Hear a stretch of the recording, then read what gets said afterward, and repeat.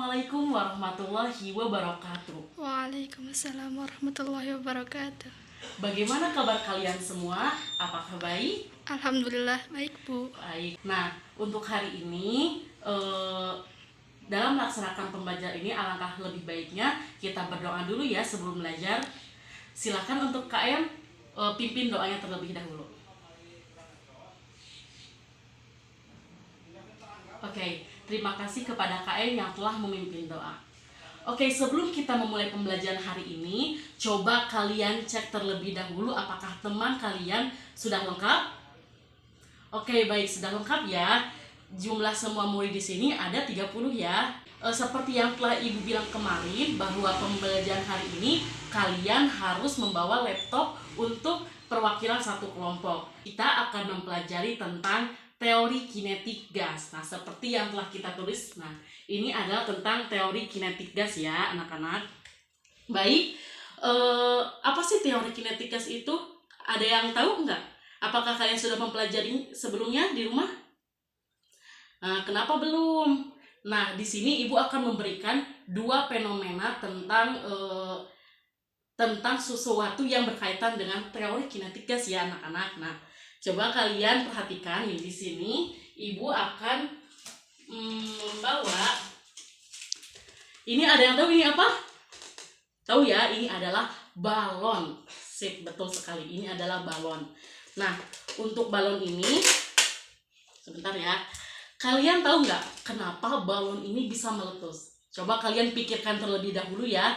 Kenapa balon ini bisa meletus ketika kita melakukan sesuatu pada balon ini, memberikan pengaruh pada balon ini. Kalian pikirkan terlebih dahulu ya, kenapa balon ini bisa meletus. Oke, selanjutnya yang kedua adalah Ibu akan memberikan fenomena ini. Kalian tahu ya, ini adalah balon anak-anak. Waktu kalian masih kecil, pasti kalian pernah meniup balon ini. Nah, kita akan mempraktekkan kali ini tentang balon ini. Ini balon yang kita tiup menggunakan sedotan ya, sebentar.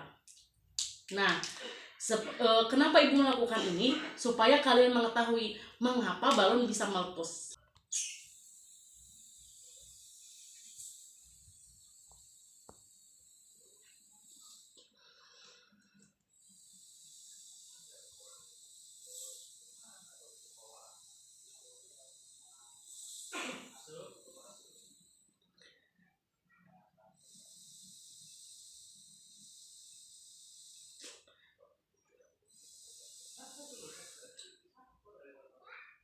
Nah, ini balonnya udah hampir meletus tuh.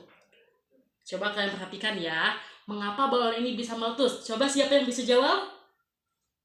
Ya, betul sekali. Karena balon ini terus-menerus diberikan udara oleh kita. Selain itu ada yang bisa jawab lagi? Kenapa balon ini bisa meletus misalnya?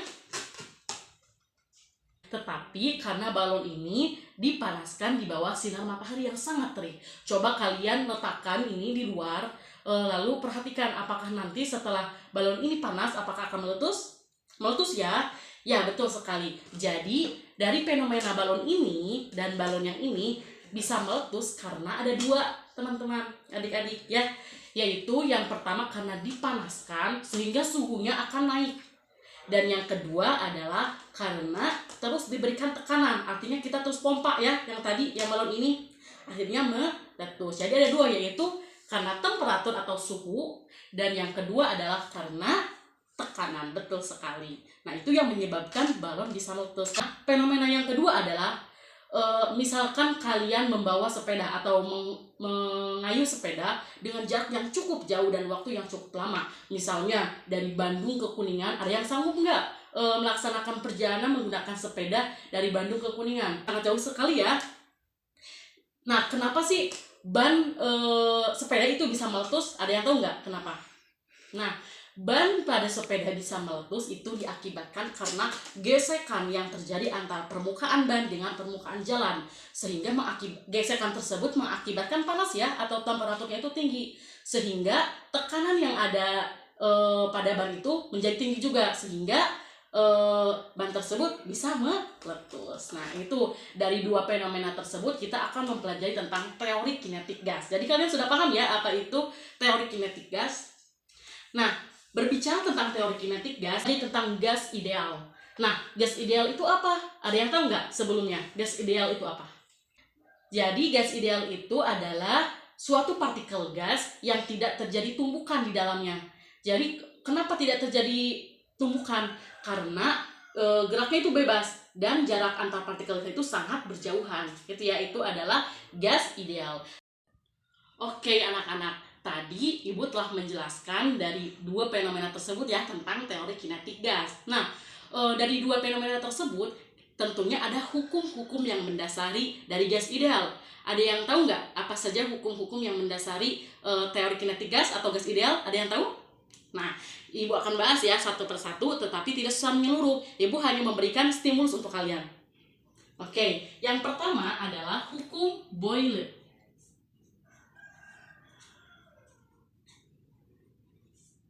Nah, hukum Boyle ini tentunya ditemukan oleh Pak Boyle ya. Jadi ada nama-namanya Boyle gitu.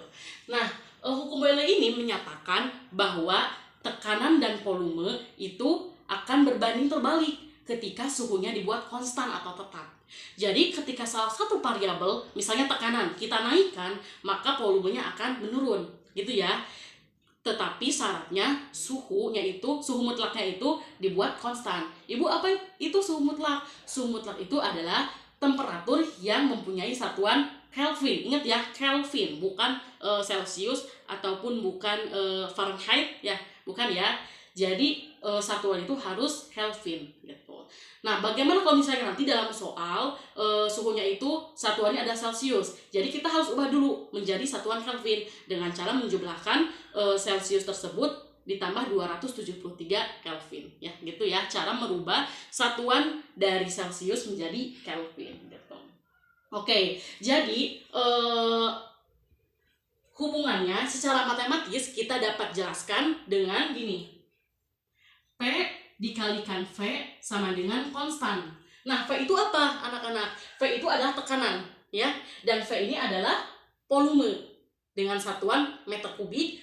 Tadi tekanan satuannya adalah Pascal ya, betul sekali Pascal, dan ini konstan ya. Jadi di mana tekanan dikalikan dengan volume itu konstan atau tetap. Nah, dengan syarat suhunya adalah konstan atau tetap gitu. Nah, jadi kalau misalnya kita bandingkan bahwa nilai tekanan ini berbanding terbalik dengan volume ya. Jadi tekanan itu berbanding terbalik dengan volume. Kalau misalnya kita tinjau dengan dua keadaan, gini. V1 dikalikan V1 sama dengan V2 dikalikan V2. Ini kalau kita tinjau dengan dua keadaan. Itu. Oke, sudah paham ya? Jadi pada hukum Boyle itu T-nya itu dibuat dengan konstan. Atau dalam hukum Boyle ini kita sebut dengan proses. Ada yang tahu proses apa? Ya, betul. Proses isotermik. Atau isoterm ya. Proses isoterm. Ingat ya, itu pada hukum Boyle. T-nya dibuat konstan. Oke, sekarang untuk hukum yang kedua. Hukum yang kedua adalah hukum apa? Hukum Charles ya, hukum Charles. Nah, hukum Charles ini menyatakan bahwa hubungan antara apa? Ada yang tahu? Antara tekanan dan suhu. Jadi si volumenya itu dibuat konstan. Nah, tekanan terhadap suhu itu berbanding lurus. Dapat kita nyatakan dengan seperti ini. Tekanan dibagi suhu itu sama dengan konstan ya, di mana tekanan itu berbanding lurus dengan suhu atau temperatur. Ya. Nah, proses ini kalau misalnya ditinjau dengan dua keadaan itu dapat dinyatakan seperti ini. V1 per T1 sama dengan V2 per T2. Prosesnya adalah apa? Proses isokorik ya. Proses isokorik. Oke, jadi itu ya, yang ini V-nya atau volumenya itu dibuat konstan. Oke, yang ketiga adalah hukum apa? Ada yang tahu? Hukum Gay-Lussac. Betul sekali, hukum Gay-Lussac. Nah, Hukum gaya rusak ini menyatakan hubungan antara variabel variabel volume dengan variabel suhu, di mana tekanannya itu dibuat sangat konstan atau tetap. Ya, dapat kita nyatakan secara matematis bahwa V dikalikan T sama dengan konstan. Ya, artinya volume itu berbanding lurus terhadap suhu. Nah, ingat ya, suhunya suhu mutlak dengan satuan Kelvin. Kalau misalnya kita tinjau dengan dua keadaan, berarti sama ya dengan yang tadi. V1 dikalikan T1 itu sama dengan V2 dikalikan T2. Nah, proses ini disebut dengan proses isobarik ya. Isobarik itu artinya tekanannya itu dibuat konstan atau P-nya konstan ya, anak-anak. Nah, untuk hukum yang terakhir atau hukum yang keempat, yaitu adalah gabungan dari ketiga hukum tersebut. Dari hukum Boyle, hukum Charles, hukum Gay-Lussac disebut dengan hukum Boyle-Gay-Lussac. Ya, hukum Boyle-Gay-Lussac. Nah, ini gabungan dari ketiga hukum yang di atas ya. Nah, hukum ini dapat kita satukan menjadi bersama seperti ini. V dikalikan V per T sama dengan konstan. Atau kalau misalnya kita tinjau dengan dua keadaan, berarti V1 dikalikan V1 per T1 sama dengan V2 per V2 sama per T2. Nah, itu ya kalau misalnya kita tinjau dengan dua keadaan. Baik, sudah paham ya untuk saat ini?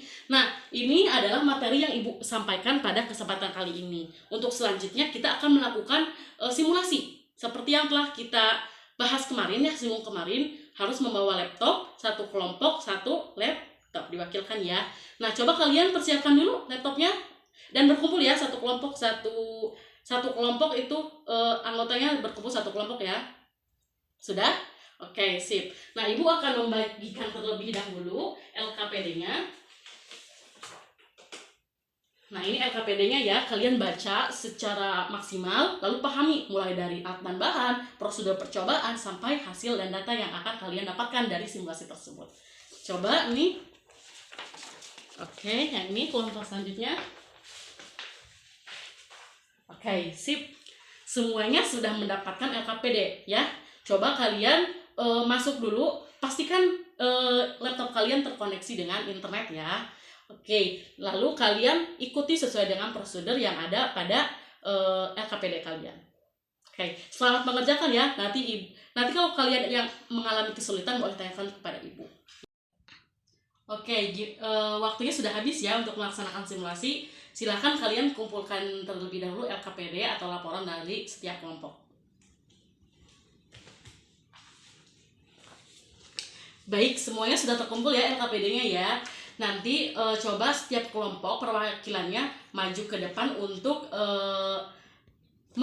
mengkomunikasikan atau mempresentasikan tentang hasil dari simulasi kalian.